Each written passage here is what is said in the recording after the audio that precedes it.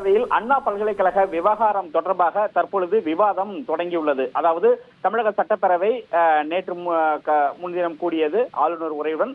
நேற்று அந்த சட்டப்பேரவையில் மறைந்த பிரதமர் முன்னாள் பிரதமர் மன்மோகன் சிங் மற்றும் சட்டமன்ற உறுப்பினர் EVK இளங்கோவனுக்கு இரங்கல் தீர்மானம் தெரிவிக்கப்பட்டு நேற்று ஒத்திவைக்கப்பட்டது. இன்று காலை சட்டசபை கூடியது. சட்டப்பேரவை கூடியதும் கேள்வி நேரம் முடிந்த பிறகு தற்பொழுது சிறப்பு கவன ஈர்ப்பு தீர்மானமாக அண்ணா பல்கலைக்கழக விவகாரம் தொடர்பாக எடுத்துக் கொள்ளப்பட்டது. இந்த விவகாரத்தில் அதிமுக ஏற்கனவே சிறப்பு கவன ஈர்ப்பு தீர்மானம் கொண்டு வர வேண்டுமென கோரிக்கை விடுத்திருந்தது, கடிதம் கொடுத்திருந்தது சபாநாயகருக்கு. அந்த அடிப்படையில் பல்வேறு கட்சியினரும் சட்டமன்றத்தில் உறுப்பினராக பல்வேறு கட்சியினரும் இந்த தீர்மானத்திற்கு பேச வேண்டும் என்று விவாதிக்க வேண்டும் என்று அவர்கள் கேட்டிருந்தனர். அந்த அடிப்படையில் தற்பொழுது கேள்வி நேரம் முடிந்தவுடன் கவன ஈர்ப்பு தீர்மானமாக அண்ணா பல்கலைக்கழக விவகாரம் தொடர்பாக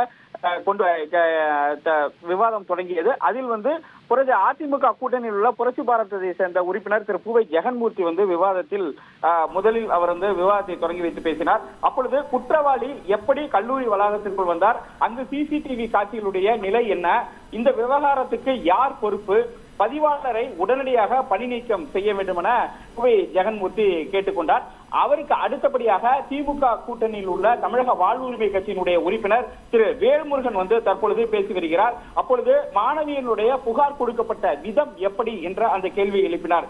எந்த வழியாக அவர் புகார் கொடுத்தார் என்ற அந்த கேள்வி எழுப்பினார். அதே போல அண்ணா பல்கலைக்கழக விவகாரத்தில் பல்கலைக்கழக வேந்தராக உள்ள ஆளுநர் தான் பொறுப்பேற்க வேண்டும் என்ற அந்த ஒரு கருத்தையும் திரு வேல்முருகன் பதிவு செய்தார்.